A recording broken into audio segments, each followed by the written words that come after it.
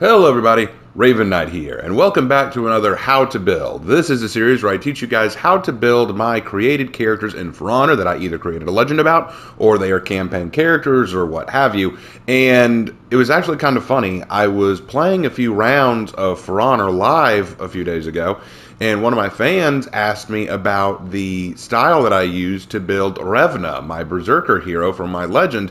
And I thought, didn't I make a legend about that? And I realized, no, I have not made a how to build video about Revna yet. So I want to rectify that. I want to make sure that you guys know how to build her because she honestly was a very fun legend to write, and I really, really do like her story. I think it's a relatable one. I think that a lot of younger folks can actually read her story, or listen to her story rather, and find something very good there, find something that they can connect to there. So I thought, hey, you know what? Let's go ahead and do the how to build Revna. So let's not waste any time and jump right into it. So to start off with, let's look at the helm. The helm is the Gretis helm. Now, the funny thing is, I was iffy on this helm. I was very iffy on it because the back does look a little funny. And I know that a lot of people prefer the male look because of the beard combination here, but I just think this looks a lot better because, hard to explain, but whenever I look at the helmet for the default female helmet, the face looks very strange. Am I the only one who thinks that it suddenly looks less feminine and less attractive and more like somebody just made a brute, like a buck-toothed brute? This one, I don't know, she looks more natural, looks more like she could be a real person. I know that's a little strange, but I think that this one is probably one of the better looking helms. Not a lot of reason behind it, I just thought she looked a lot better with this. Next is the Horkos Fralarsi chest. I like this one because of the scale armor underneath. And then the Mohan arms. I know that a lot of people don't like spikes, and I get that. I'm totally privy to that information. But I'll be honest, I really do like the way the shoulder pads kind of hug her shoulders here.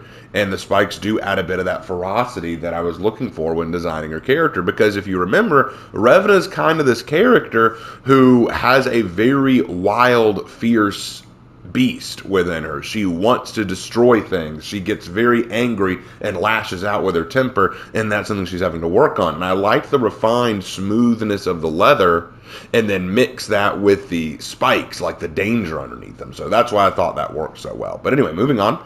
For the weapons, I use the Fabled Varnarmer right head, Fabled Varnarmer handles, and Fabled Varnarmer left head. I like these just because they look so nice with her. They match her color scheme very well. They look refined. And I can imagine that as she began to master herself and master her temper, maybe she actually earned these weapons over time, like they're legendary tools that she actually earned as a result of her finally coming to master her own strength and her own inner demons.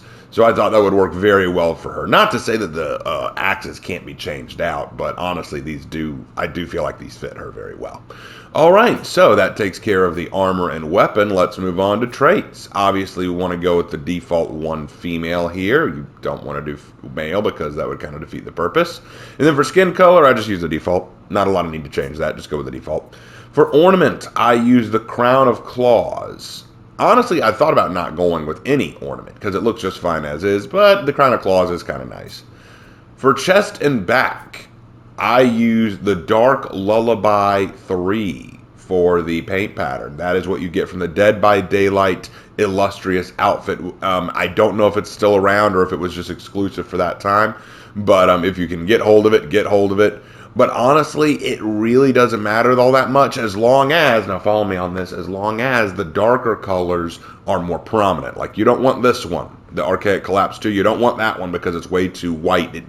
It is too bright. You want something darker like either the Glade of Wyverndale, the Drapery of Wyverndale, the Drapery of Wyverndale 1, the Gaule's Breath 1, any of these that show the darker aspect of the color more than the lighter. You can use the lighter as minor coloring, but use the darker color for the overall. I use Dark Lullaby 3.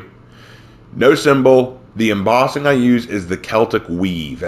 Celtic Weave 2. It adds a bit of texture to the chest, and you get that at Reputation 22, level 20. So level up your Berserker to get that. Next, for left shoulder, I use the Dead by Daylight Dark Lullaby 2 Illustrious Outfit paint pattern, but I'll be real honest, you don't need any paint pattern for this. You could leave it completely blank because the symbol is going to cover it up the most. I use one of my emblems for this. And now, true. I'm going to go ahead and be fair here. I'm going to go ahead and be honest. This emblem is my Teutonic Knight emblem, and it was not that way when I first made Revna. When I first made the Revna, it looked completely different, so it can be whatever emblem you really want. In fact, let's go ahead and change that right now. I feel like I want to change that right now, because she would not wear a Teutonic Knight symbol. So let's change that right now. I like the Weave Pip. We'll go with the Weave Pip. And therefore we'll change the paint pattern to Crushed Beam. I think that works very well. What it does is it creates a good backdrop to the symbol and allows the symbol to come out a little bit more, even though it's faded. It has a very good faded effect there. All right, then we'll go with that. Cool, cool. All right, right shoulder. For the right shoulder, I use no paint pattern, no symbol, but I did use the Celtic Weave too because it adds a texture to the entire shoulder pad, and I think that looks very, very nice. Simple enough. For the right arm, no tattoo, no symbol. We're going to leave that completely bare because it already seems to have one on there.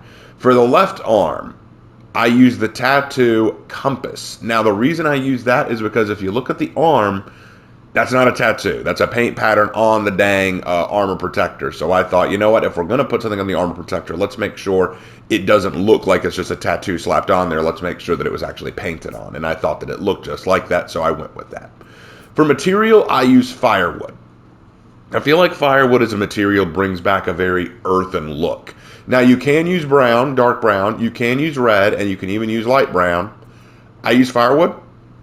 Adds a darker color to it that mixes very well with the darker color scheme that we're going to be using. And the darker color scheme we're going to be using is the Dark Lullaby from the Dead by Daylight Illustrious outfit. Now, honestly, you can use this, but if you don't like it, you can also use the Father of Understanding for the Creed event outfit. Because what we're going for here is a dark red and black color scheme. Heretic Disciple's okay, but the problem with that is the red is too bright. You want a very dark red. Like Daylight's End from the Dead by Daylight would look very well, I would say. But again, that predicates on you actually having the Dead by Daylight effect. Another good one would be Crimson Tempest 2, which you get from Year 5, Season 3 Battle Pass. That one would work well as well. But honestly, I just really like the way Dark Lullaby works for the Dead by Daylight Illustrious outfit. So if you have that, definitely use it. I do think it's a very, very good color scheme. All right, let's move on to the rest. For feats, I use Bounty Hunter because I feel like once she gets a hold of herself, she is going to start going out and hunting bounties, hunting enemies, hunting dangerous people. Then for second feat, I use Bear Trap, just because if you are a bounty hunter and you're doing that kind of thing, you would need one. I use Sharpened Blade. Now, the reason I use Sharpened Blade is because I don't actually think she's going to sharpen or poison her blades in combat. It's because I feel like as she dips more into that primal rage within her, she is going to attack with a lot more ferocity and leave them bleeding. And I think that fits very well for someone who uses axes. And then for her fourth feat, I use either Fear Itself or Berserker. Berserker is actually a better one because it goes into the idea of her losing her cool, going into that primal beast rage that she talks about. However, some of you may say, but she learned to master that rage. She no longer gives into it, which is why Fear Itself is another very good one to use, because even though she may not tap into that beast, she can convince others that she's tapping into it. So I think that works very well. Execution-wise, I use Punch Drunk. Nice catch.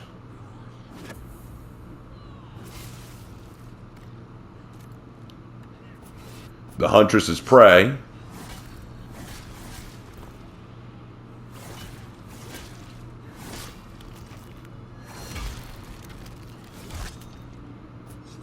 And Blood Eagle.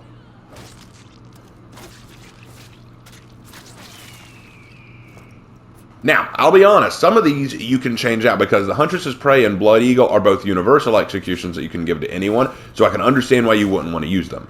Punch Drunk and Nice Catch I use because they're just really good Berserker perks, and I also think that Punch Drunk is a very good one because it shows her control. It shows her control of the axes and her self-control. Nice Catch I just think is funny. I think it's a very funny execution, and I just had to give it to her. But if you want to change out her universal executions for unique ones, then I can tell you what I would use. I would actually use, where was it? Give me a second. I would use Vehement Axe Stomp. So let's go ahead and replace that one. And I would also use Severe Amputation. There's the other one. These are the ones I would use for her. They all show control. They all show precision, and I think that they would work very well for our girl Revna. So those are the executions I would use with her. Emotes, I use flip out and show off. Ignore the effects, I forgot to remove them. And then for combat, I use chest beat and handled. Again, remove the effects, I forgot to remove them. I think that these just work okay for her. 2 of these show respect and control. Flip out shows her excitement, and show off shows, once again, that control she has in the fight. For signature, I use razor sharp. Because she looks happy, you know? I want her to be happy. I want my girl to be happy. Come on, you want her to be happy too. She went through a rough time growing up, you know? She needs to feel happy. She needs to feel excited about herself again. And then for effects, okay. I needed to change some of these out because before I was really making her legend, I was treating her as kind of just a funny, mean build. But honestly, I don't want her to have any effects. So I'm going to go ahead and remove these. I mean, if you want to add effects, it's your prerogative. You totally can. I just don't tend to add effects to my more realistic characters. And that is how you build Revna. What do you guys think? Do you guys like her legend? Do you like her legend video? If you haven't watched it yet, go check it out. I hope you do like it. I really liked it. And how do you think she looks? Do you think that anything needs to be changed about her? Do you think her look and overall attire fit her? Are you going to make her yourself? Let me know down in the comment section below. And as always, guys, I will see you in my next video. Take care.